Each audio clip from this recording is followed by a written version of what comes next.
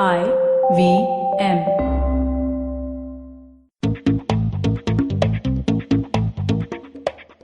Content around music has really evolved. It's become something that is gone from the days of when I started off at, let's say, an MTV channel, wanting to work around musicians and just create anything that I could, to really being this massive ecosystem or an industry that is not just about the song. It's about what happens around it. It's about the marketing around it, but what is it created for? It's about the expression of the artist and them really putting it out there. So while we would once talk about mainstream music and independent music or indie music, now it's become an amalgamation of many different styles and combined styles of music, which evolve from different kinds of artists, from different spaces and different backgrounds. Many who've actually sing for, let's say, Bollywood will still come out with an independent track, which is their form of expression. And there are a lot of companies coming up around this very aspect to help artists really find that expression for their music, to help push it out there, to help market it right, to help find the right brands to associate with, to find the right platform connotations, to kind of build that platform connotation, right? And one such company which I've kind of seen grow from its nascent stage has been Big Bang Music.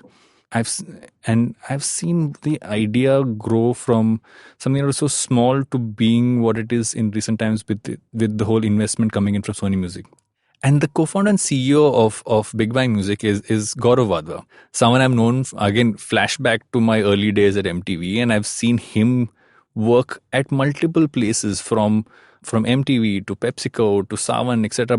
And music's been a thread through his career, and so I found it so interesting that he would actually come on to be the co-founder and CEO for Big Bang. And today I want to kind of dig into his mind about how this whole space is evolving, how this whole business actually functions right now, and what the future really holds.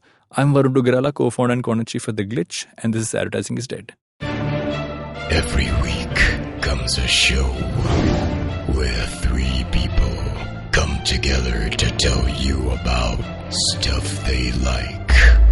A movie, a TV show, a book, and other stuff.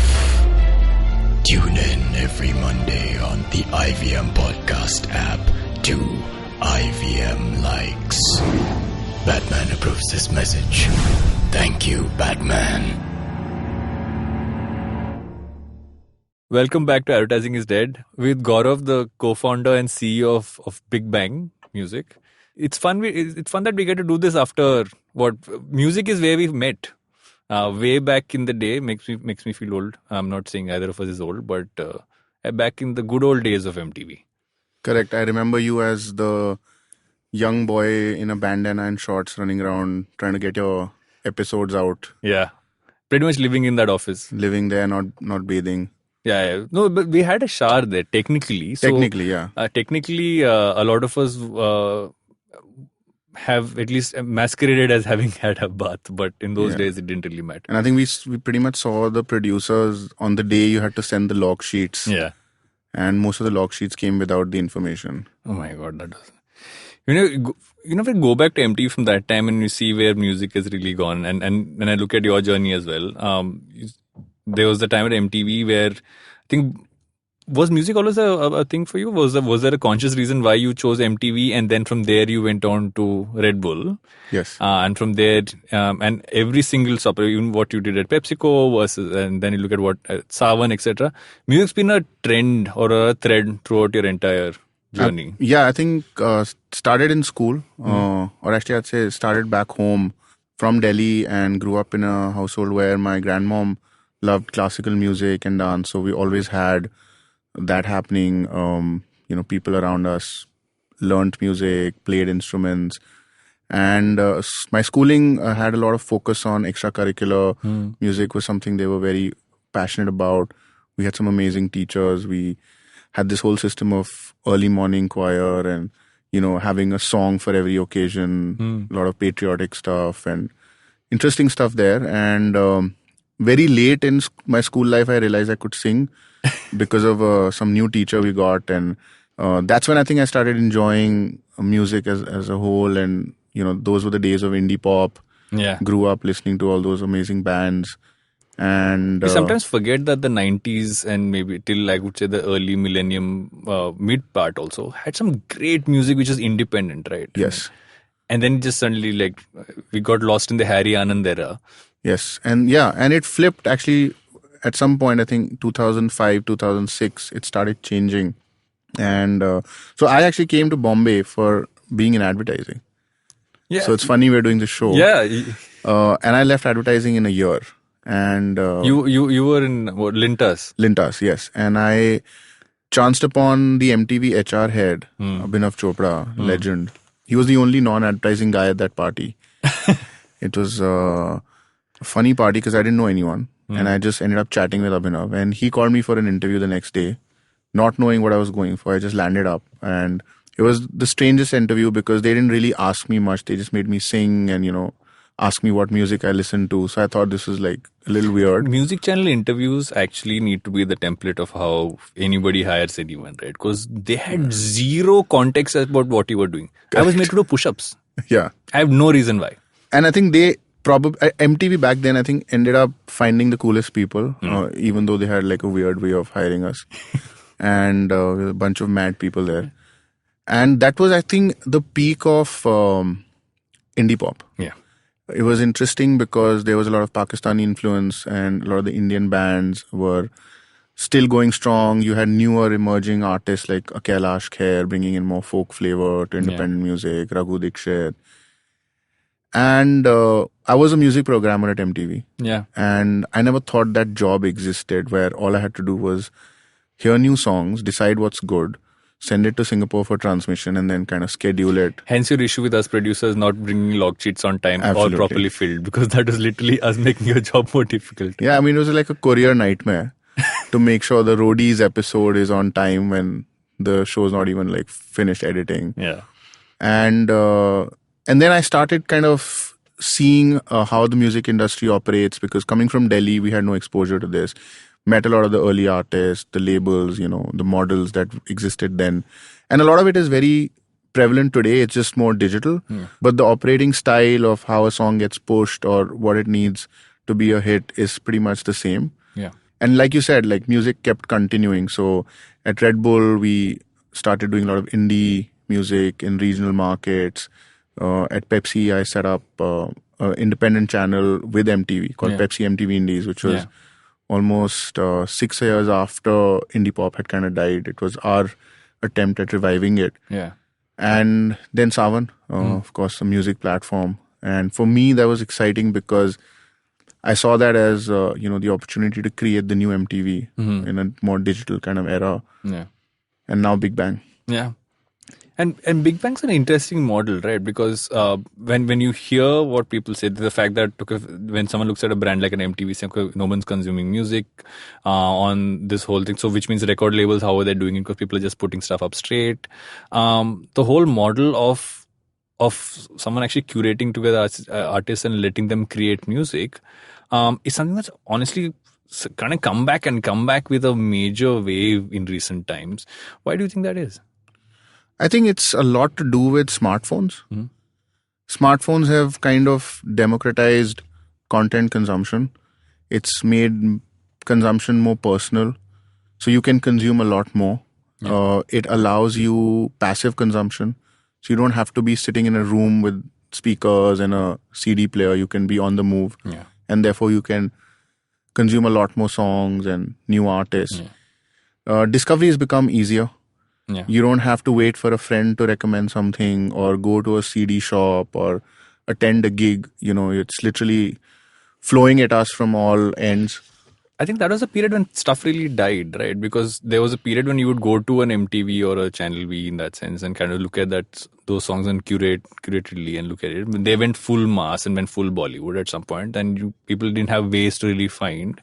And that's where the industry becomes so much smaller. I think the word indie really became a prevalent term for anything that was not played on television. True. To now, really, when you look at all the platforms available, most of the bigger hits you see now are independent tracks.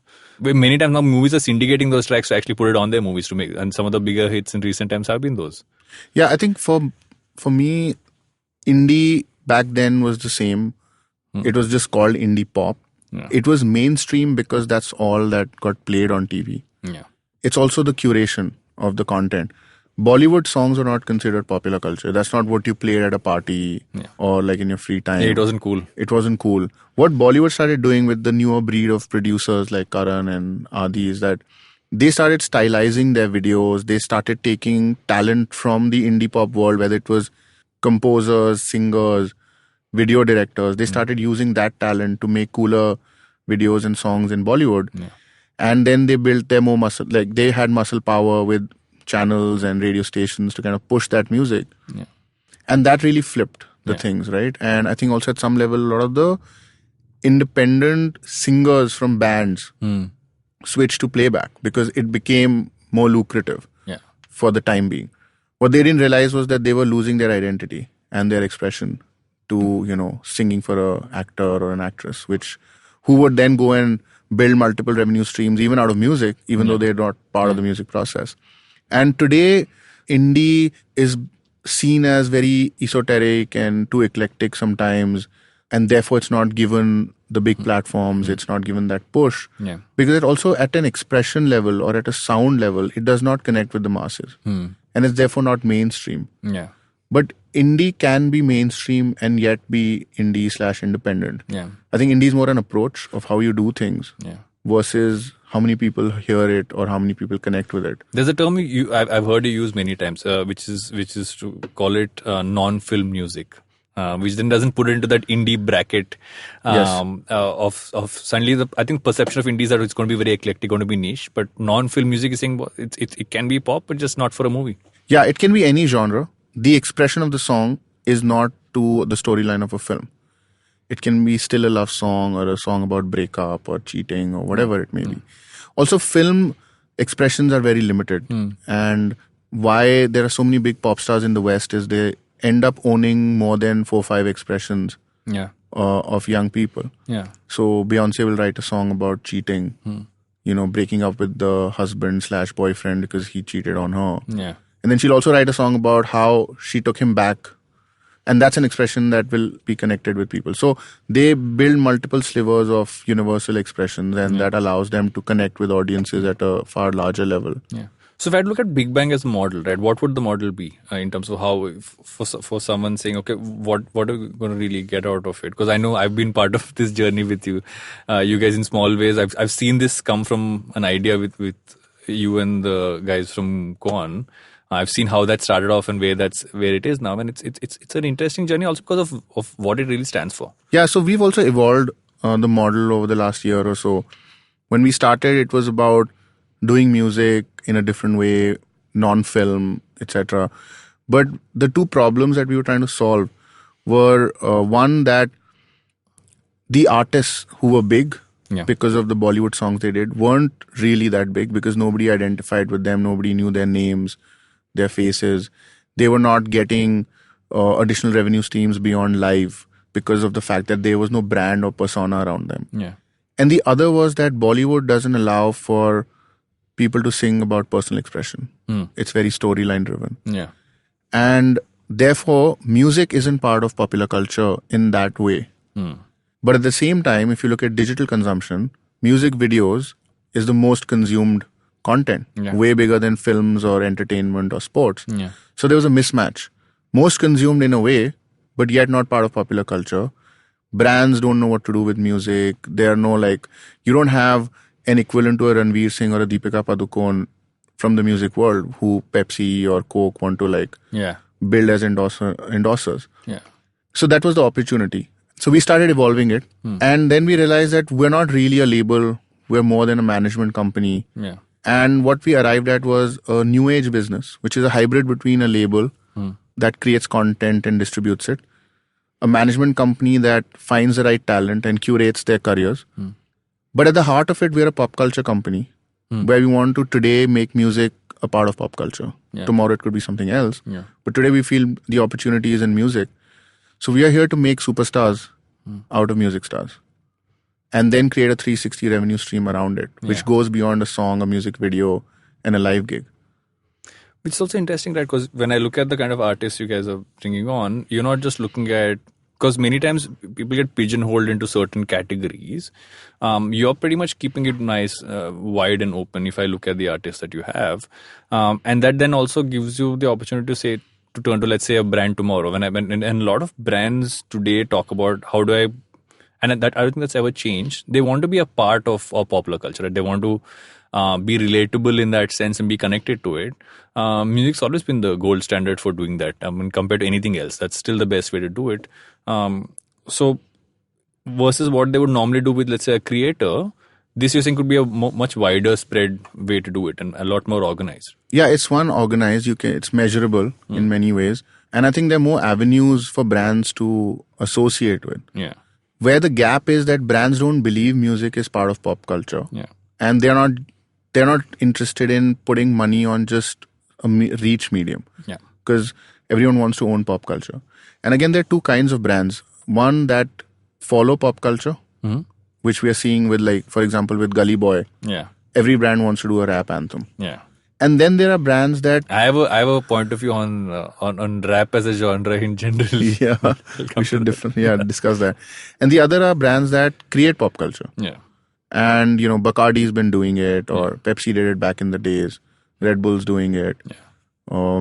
So for brands that want to create pop culture, it's a great opportunity and it's a great time to work with non-Bollywood artists. Yeah. And find their zone with the brand proposition fit and all of that. Yeah.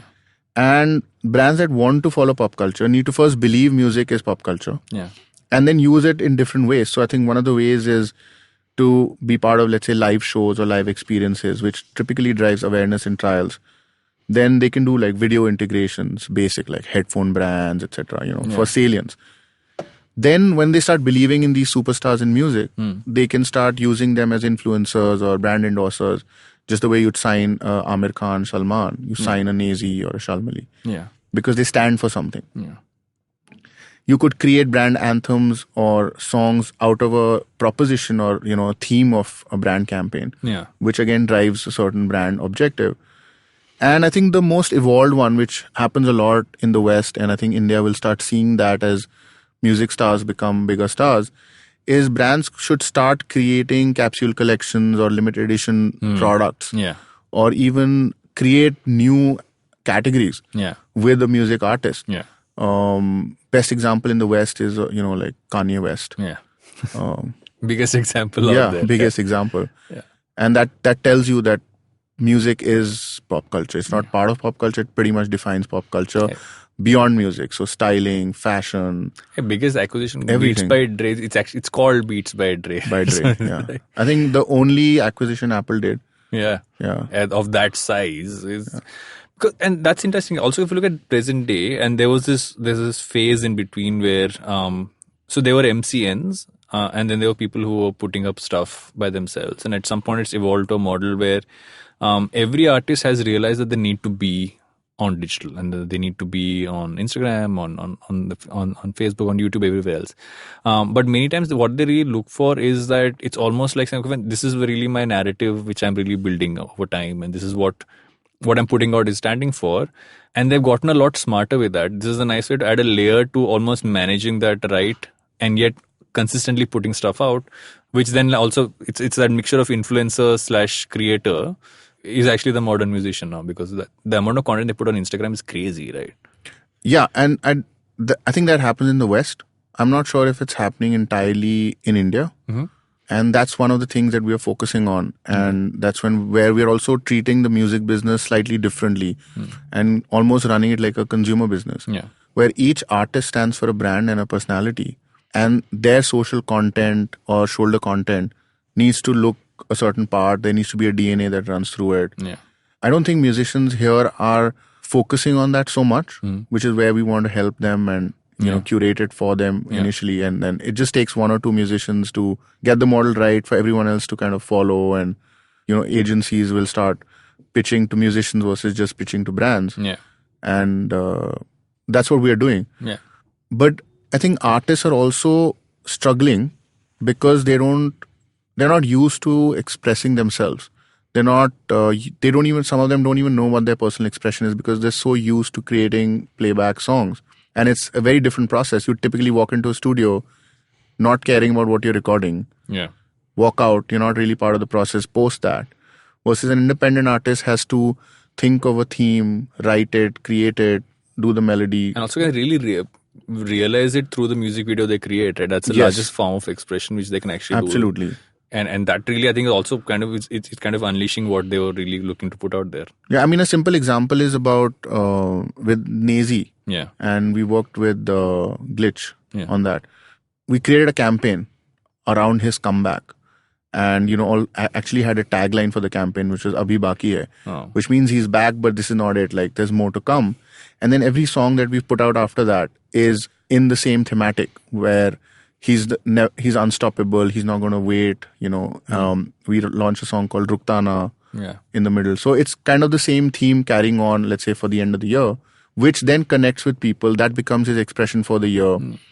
And everyone who It's connects building with that larger story, right? And that's really what. Yeah. And then the social content or the graphic pieces or the way he does his live touring, everything then kind of fits into that. And so distinctly when it is a Nazy track versus before it could have been, and that's what I was earlier saying about rap music and the whole context with Bollywood. Right? Bollywood has taken, like you said, what was popular in the music scene and made it part of what the music is. So if you say hip hop and rap are a trending piece, they've been a part of songs for a while now. You would always have that one song, at least a couple of songs where you'll have one mid part which will have one rapper kind of come in and do that. Yeah, and now Badshah, for example, is part of every mainstream Bollywood song as a standard artist, right? Yeah. Or a genre you can't do a hit dance number without Badshah. Yeah. That's great because that's like a niche subculture becoming mainstream pop culture. Yeah. And that needs to happen for more artists. Yeah. Now, Bollywood's very good in the sense that they pick the best of everything. True. Whether it's the visuals or the sonic identity or the artist itself. Like, they'll take, if rap is trending, they'll take rap. If rap in Punjab is trending, they'll take a Punjabi rapper. If suddenly EDM comes back, then they'll do a rap song with an EDM producer. Yeah. If neon is in, then everything in the video is neon. So they kind of create pop culture out of the best of everything. Yeah. But then it's like a potpourri, right? What also I think was interesting is it helped. I think what also helped was the fact that audiences evolved from what you said. There was a time when you could not openly say that you listen to Bollywood music because it was not considered cool. Now it's cool to listen to Bollywood music. I don't think anybody has those issues anymore. And once that switch went the other way is when everything became open-ended, which is why I feel now that indie has the short end of the stick because you have to try very hard not to be mainstream, which I don't think you should really have to do. Yeah, and if you see, Bollywood became cool not just with the music, but like I was telling you, the music videos made film songs cooler. With it came fashion, the way the artist was styled in the videos. Yeah. And that started becoming pop culture. So today you follow a Karan Johar or a Ranveer Singh for fashion versus how you followed the models or the fashion designers back in the days. 100%. So everything that trends comes from the Bollywood ecosystem. There is obviously a chance for other ecosystems to also create those trends or put those out. Yeah. And those eventually will become the new avenues for the music business beyond music. Which is actually the other thing, right? If you look at music as a singular medium, the amount of content you can create around it is insane. I mean, they were considering the fact that again going flashback to an entire channels were built on just music, right? Like an MTV and Channel V, all of us. We should literally think of what can we create around the music.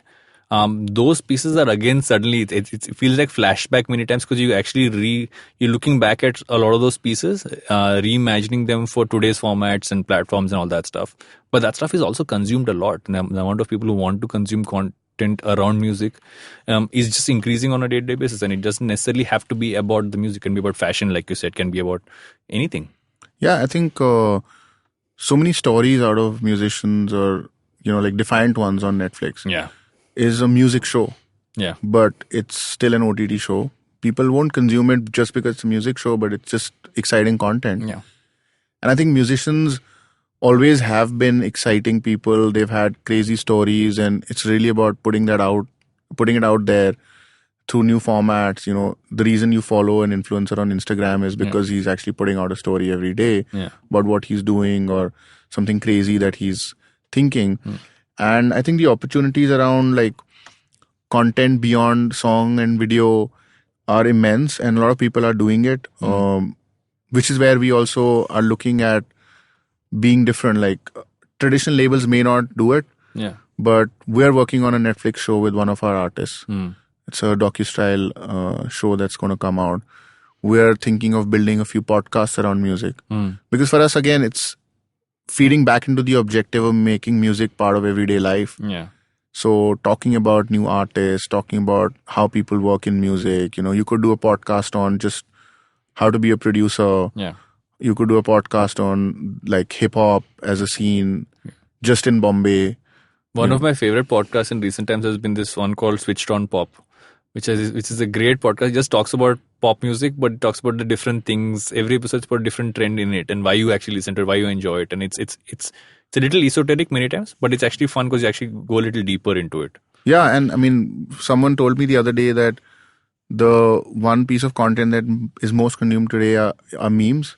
So we're actually thinking about creating memes around our artists as a way of putting content out there as well as marketing. Yeah. How do you, like, we're working on a music video. Yeah. And the music video is about a very universal fact about breakups and what happens after a breakup and the use of technology and the role it plays. Yeah. And the first thing we thought of was like, we should now create memes around, people and their lives and phones. And so that's just, again, that's content beyond a song. Because it's relatable, right? It's When someone relatable, watching it, they also feel that they're part of it. And I think we've seen that music is probably the most universal thing in the world. Yeah. It transcends boundaries, languages, and therefore there's so much you can do with it. Today, even just like you are consuming a Narcos here or Sacred Games is being consumed in the West, agnostic of the language. Yeah. I think music's also seeing that. Yeah. Taki Taki is one of the biggest songs of India. Yeah. Despacito. Yeah. Our music is going to go that side. Punjabi song could be the biggest song in the West.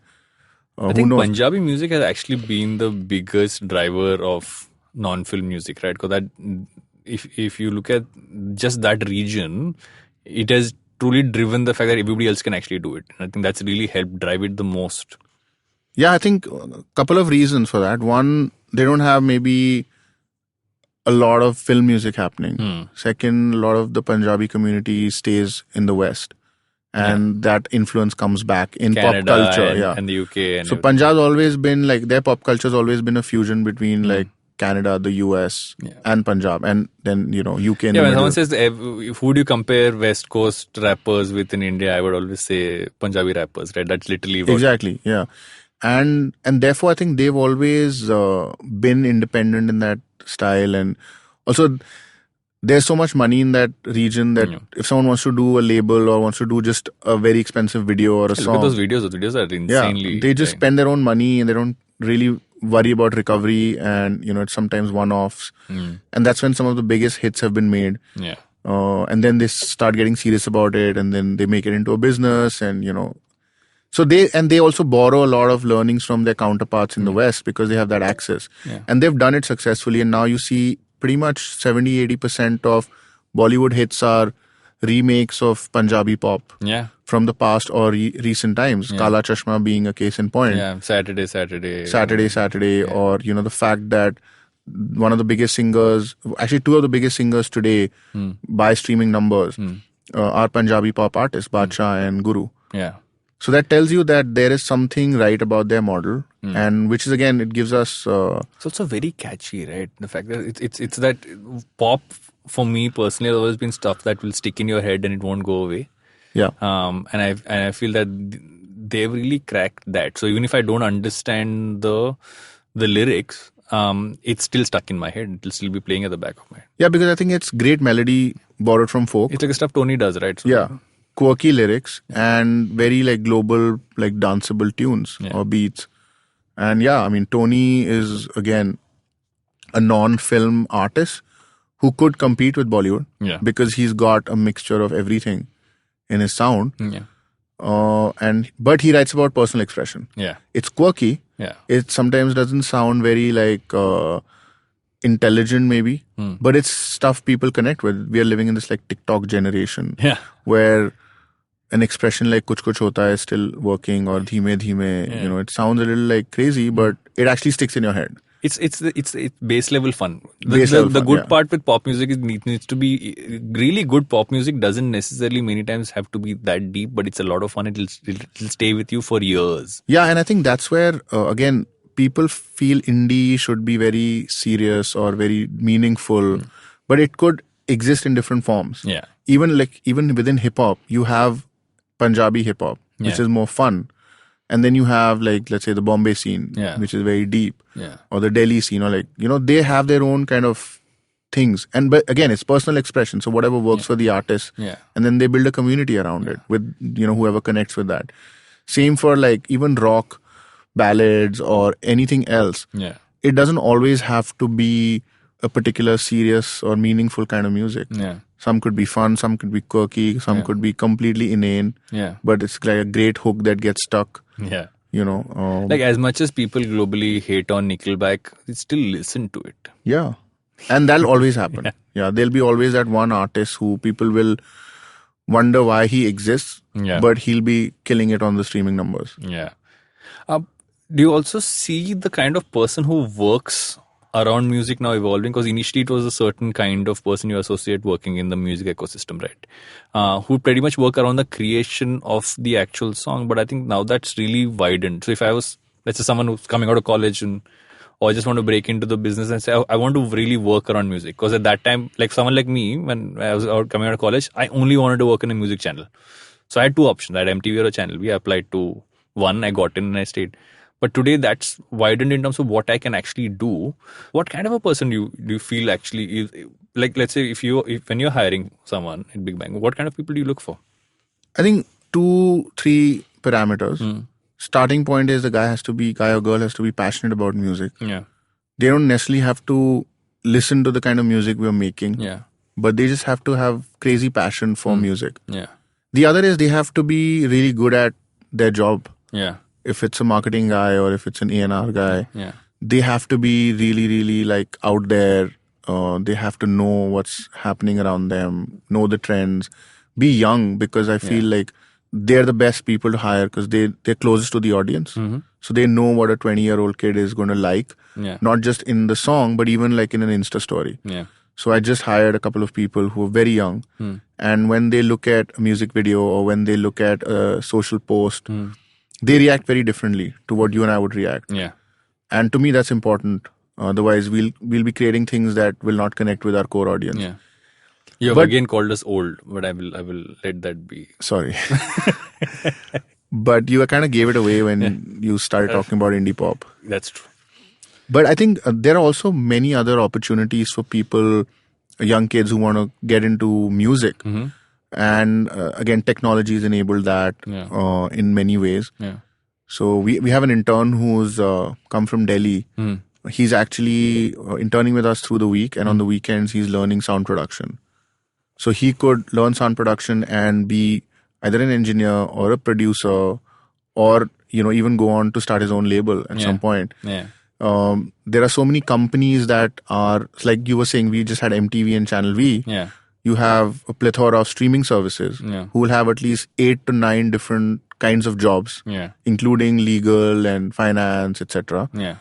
Then you have video players, OTTs. You have companies who do management. You have companies who do live. Yeah. A lot of TV channels who have expanded into different avenues of music. Yeah. Their radio stations. And then you have this entire gamut of startups that could happen in the tech space. Yeah. Like who's making the next SoundCloud, or who's creating the next, sync software or platforms for art. I met this guy at All About Music who used to manage a band, and he got so frustrated because it was so chaotic that he ended up making a software for managers. So it's almost like a Slack meets Gmail, where everything is on one software. Yeah. And there are these workflows where you book an artist, and then everything is in sync. Like the calendars are synced, the tickets are done, That's crazy, right? 'Cause that's really how. So things that could have also evolved, be yeah. someone's like either business or a job, and so you could actually apply multiple skill sets in the music business today because the business is evolving at many levels. You guys also, I think, validation for the model also recently was the whole deal with Sony Music, right? Yeah, I think that's been very exciting for us. As we were building the model, we were looking for a partner investor, and we were looking at different options, and we were not sure who would be the right partner until we met the guys at Sony.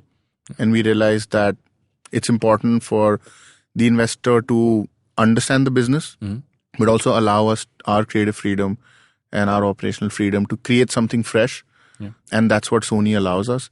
So it's great stature for us. It's great distribution because we now can distribute through their channels. But at the same time, it's a mix of, taking learnings from them, having access to their artists, India and internationally, to create a differentiated music business where we're not really competing with their business. We're kind of complementary, but we can also borrow and learn and then eventually contribute back to their larger ecosystem. And the guys there are so experienced. I mean, Sridhar's a gem of a person to have on your board. He's got so much experience. In fact, I was telling him that we should do a podcast on the way the music scene has evolved through his lens because he's pretty much seen it all. And he has some amazing stories to tell. So maybe that's a podcast we should talk about. And speaking about him having seen it, right? I think the whole, the kind of people who work in the music space has also kind of evolved, right? And I want to really get into that. But I do know we need to go in for a break. So we'll just do that and be back with Advertising is Dead. Hello, everybody. Welcome to another awesome week on the IVM Podcast Network. If you're not following us on social media, please make sure you do. We're IVM Podcast on Twitter, Facebook, and Instagram. Also, just a reminder, please do make sure that if you're listening to something that you enjoy, take a screenshot of that, tag us on one of our social media handles, and we'll retweet you or share you or, I don't know, whatever works in the different handles, right? On the Scene and the Unseen, Amit Verma is joined by social commentator Santosh Desai. They discuss the many ways India has transformed in the last 30 years. On Advertising is Dead, host Varun Duggirala is joined by CEO and co-founder of Big Bang Music, Gaurav Wadhwa. They discuss his journey from advertising to marketing and music. For more music conversations, make sure you tune into 9XM Soundcast, where Eva Bhatt talks to Bollywood singer Vishal Mishra about learning to play 22 musical instruments without formal training. On Marbles Lost and Found, Zen and Avanti are joined by psychologist Gitanjali Palekar to talk about mental health for toddlers and preteens. Mental health is also a topic of discussion on the Pragati podcast this week as Pawan Srinath talks to Dr. Sabina Rao and Pavitra Jayaraman about mental health challenges that face India today. With only a couple of weeks to go for the Emmys, join Janice and Anirudh on Mr. and Mrs. Binge Watch as they start their 3-part series about the Emmy Awards. This week they discuss all the nominees in the drama category. On our Kannada podcast, Thale Harate, Tejasvi Udupa joins Ganesh and Pawan to share stories from the last century of Bengaluru's growth, its planned layout and unplanned settlements. On Pesa Vesa, Anupam is joined by Sanjay Sapre. He's the president at Franklin Templeton India. They discuss the 25-year journey of Franklin Templeton and the role of mutual funds. On the Kinetic Living podcast, Urmi shares a very intense workout called Quadruped to Plank on Tabata Tuesdays and her own experience of attending a heels dance workshop on Thriving Thursdays. On Tech Careers in the News, Shiladitya is joined by Sudarshan Rungta. He's a managing director at Accenture and he's in charge of the Oracle practice. They discuss Oracle's capability and impact in the real world.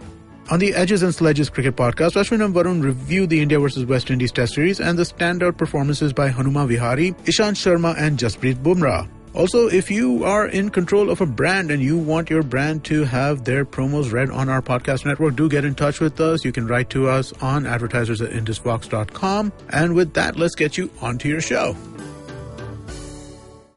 Welcome back to Advertising is Dead. We're still Gaurav. I'm also really happy music videos have come back to being a thing, right? Because that is necessarily the worry was in India that genre was just becoming something that would become an extra thing in a movie. It's back in such a great way that the option also then gives opportunities for people who not just want to be creating the music, also want to create the videos and they want to do the stuff around it. Like I know people who want to do social around music and they're super excited to do it because the kind of things you can now create just to kind of build that surround sound around the music. It's insane. Also, it's again linked to what we're trying to do. Yeah. Make music more pop culture. Yeah. And nobody today really wants to make music videos. Yeah. Or the content around it. Yeah. But that'll change. Yeah. When you have superstars in music, people will want to work with them. Yeah. People will want to create those iconic songs. Yeah. Back in the days, you had people choosing the route of music videos to get into films. Yeah. Then it became advertising. Because music videos stopped paying. Nobody cared about music videos because everything was moving to film. Yeah. But whenever that resurgence properly happens, then the younger lot of creators would think of that as an avenue first. And then, and maybe they may not even want to get into film, because even the role of film in content and culture is kind of changing. Yeah. So it's almost like we're seeing a world where people want to do music videos or like OTT shows. Yeah. When you look at popular culture built around music, right? There was a time when a musician was, and this is if you go back to grunge and all that, there was always like, these guys didn't really care about what they were wearing, any of those things, right? But now it's actually consumer culture around music is insane, because everything from, sneakers, like you said, with Kanye and everything else, the opportunities to actually monetize and create stuff is insane. Yeah, which is, again, part of our model. Yeah. Once the guy becomes bigger, you have to build newer revenue models. Yeah. And those come from, again, stuff that's embedded in pop culture. It could be food, it could be clothes, it could be tech products. Food's interesting. Like, how would food work? So, can't talk much about it at this point, but one of our artists is closing a deal for a food QSR brand. That's a new brand. And it'll be a mix of being an endorser and, also having equity play.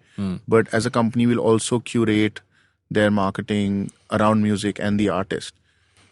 I think the sub-brands with creators and artists, and even it's a talent of all kinds, that's actually the most interesting one, right? Because you can actually, if you're saying an artist actually stands for something, it's great for the brand to kind of evolve what they're doing. Yeah, like Masaba just did a capsule collection with Puma. Yeah. It stands for something, which is, again, a personal expression into product. Yeah. We could do that with Nazy into streetwear or shoes or caps or, other accessories. Or we could, like Nazy is working on a headphone brand where he loves the brand, but he feels that there is certain products which are not technically tuned to hip-hop music. So he's working with their R&D team to create headphones that are good for listening to hip-hop music. And then that particular collection could, let's say, be marketed to hip-hop producers, hip-hop artists, or just people who love hip-hop. Yeah. Kind of become like the Beats of India. Yeah. And the brand's been very supportive. They've been part of like our marketing campaigns. And though these are new age brands also understand that they want to get more deeper into artist relations. So it's a brand called Boat Headphones. Yeah. And they keep doing these cool things and they keep making Nazy a part of it. So they were part of IPL and Mumbai Indians. So they got us into it. And we launched Afat Wapas on an opening match of IPL at Wankhede. Yeah. And now Wiz Khalifa is coming for a gig that they are part of. And because there's a connect with hip hop, they're trying to see if they can do something fun for the fans with Nazy and Khalifa. And so because we worked with Boat as well a couple of times, I realized that it's, like you said, the new age ones get the fact that the smartest way to leverage an artist's popularity is to actually make, it's not traditionally the thought was, okay, make the artist fit into what the brand was about. Now it's actually the other way around, evolve the brand to be closer to what the artist actually stands for. Absolutely. And that's actually the best way to make it as authentic as possible. Yeah, and what ends up happening is that product teams or R&D teams typically get taken over by artists. Yeah. So even like an Adidas Originals doesn't need to hire the best designers, but they get like Kanye to be a creative director to create a completely new line, which probably in terms of value makes more money than the rest of their collections. Yeah. And I think that's what's going to happen. And in terms of other trends, there's so many things happening in the West which may happen here. Like you see vinyls on the rise in the West. Yeah. Here you have an equivalent, as a physical product in the Saregama Caravan. Yeah. So something else could come up. We're working on some stuff around again accessory brands like I mentioned, streetwear, some shoe collections. With Shalmali, she wants to be positioned as the fashion diva, and collections of fashion would come out of again her personal expression, where she owns the holy moment through a song called Balam Pichkari. We're working on a raincoat collection which is specific for holy festivals. Yeah. That we'll probably launch with, a brand like H&M. And that kind of fits, right? Doesn't feel like, it doesn't feel like, because the term brand integration across the board, I think that this is really the evolution of it, right? You making it so seamless because you can relate both aspects of it so easily that you're not really concerned about, this doesn't feel right. It just feels like it kind of blends in together. Yeah, that's why I said, like, music can fit into everything. Yeah. We're working on a brief for a bike brand, and they don't know what to do with music. So when we realized that, we started getting deeper into what the brand proposition is or the product offering is, and it ended up being a perfect music fit because it's a cruiser bike. Yeah. So what you do is you take the bike, go up to the mountains. Now, instead of a regular guy, you put a musician and his group of friends on it. Yeah. They go to a mountain cottage. They end up making music. Yeah. And the spirit of the song becomes the spirit of the brand. Yeah. And therefore it's intertwined. Yeah. And then you take the guys and you do gigs at their, showrooms, or you take it to college festivals, and you also do the traditional like integration of the guy ends up being on a bike in a video, or he enters a college fest on a bike. Yeah. But you do it in a more authentic and integrated way. So it doesn't feel like the guy was paid to do it, but he actually believes in it. And I think the modern consumer is smart enough to realize that they don't really have an issue with it. I think they actually like the fact that they connect to a brand more because of this, than feeling like, why is a brand a part of this? I think that's really been the mindset change as well, right? People actually look forward to saying, okay, when this artist is connected to this brand, so I connect to this artist, that means this brand is something which I want to, purchase or. Yeah, I think sometimes it just helps you connect faster with the brand. Yeah. Because you naturally connect with the artist. And you see that the artist is today very authentic. Nobody is literally, I think, doing brand deals just for the money. Like today you have cases where influencers are saying no to brand deals because they don't believe in the product or the proposition, or it's not a fit with their personality. Yeah. And that's made things very, very authentic. So when you do endorse a brand, it's authentic and people connect with it. And I think that's the smartest way for brands to spread their word. And I think, like we were discussing, startups get that model and they're so gung-ho about influencers, and they're finding new ways of engaging with them versus just putting them on a banner or, a 30-second commercial. They're really going all out and doing so many things with it. We're talking to a fitness brand for one of our artists, where the artist wants to go on a fitness journey because not because they want to look good on camera, but they just believe they need to be healthier. Yeah. And that brand is a startup that wants to then curate their entire life, whether it's the gym or the food they eat or, meditation or whatever else.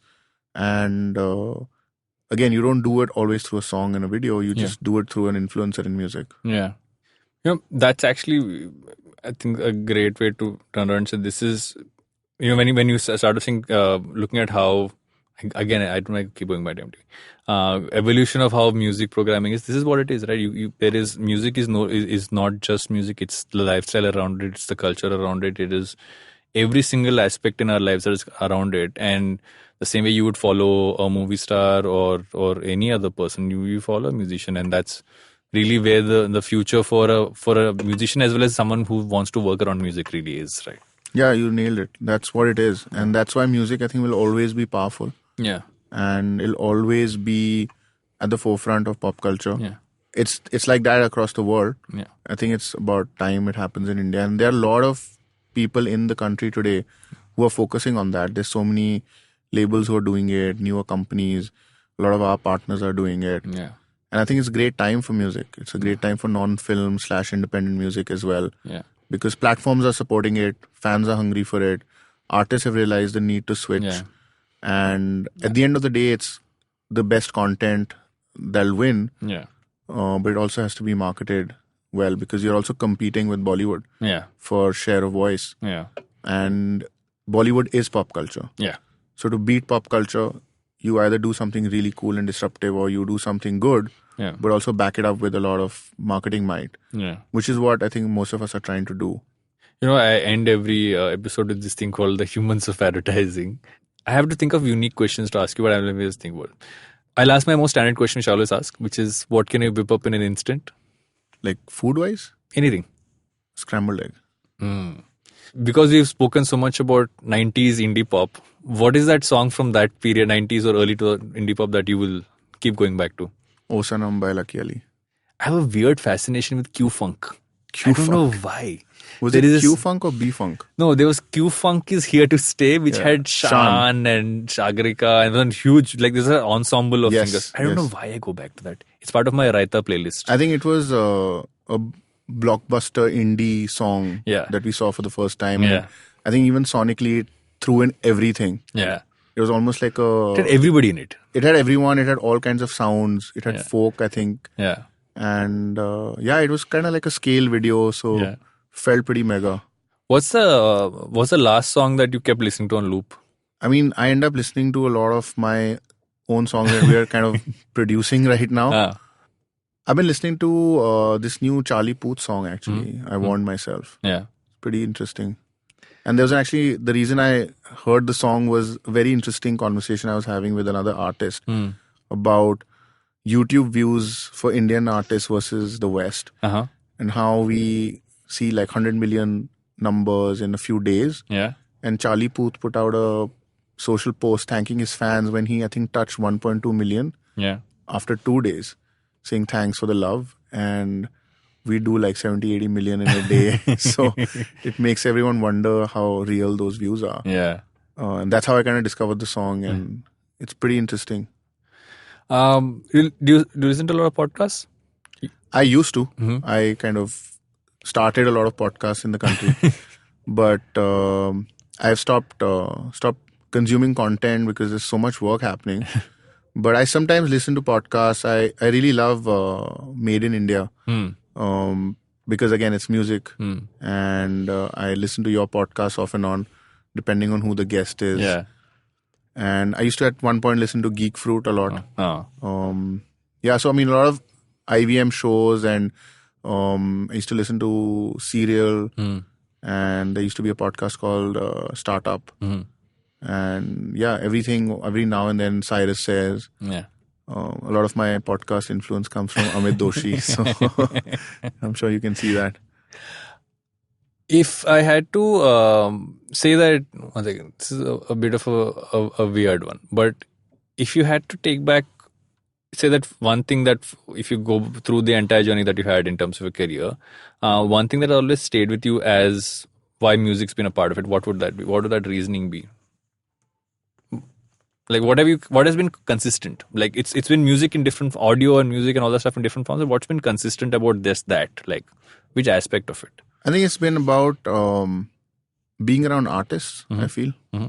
I feel at some level I didn't have the ability to think that I could be a music artist. Yeah. I never pursued it. And maybe this is my way of kind of living that life through other artists and making them successful.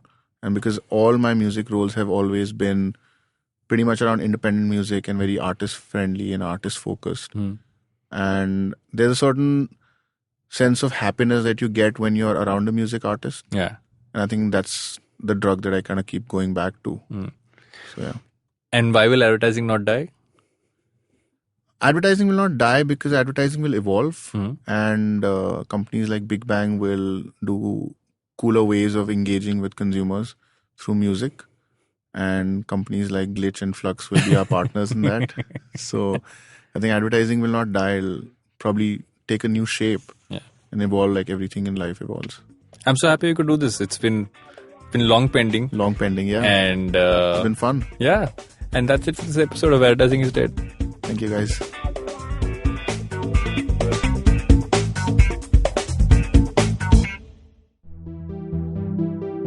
Hello everyone, welcome to Tech Careers in the New podcast series presented by Accenture.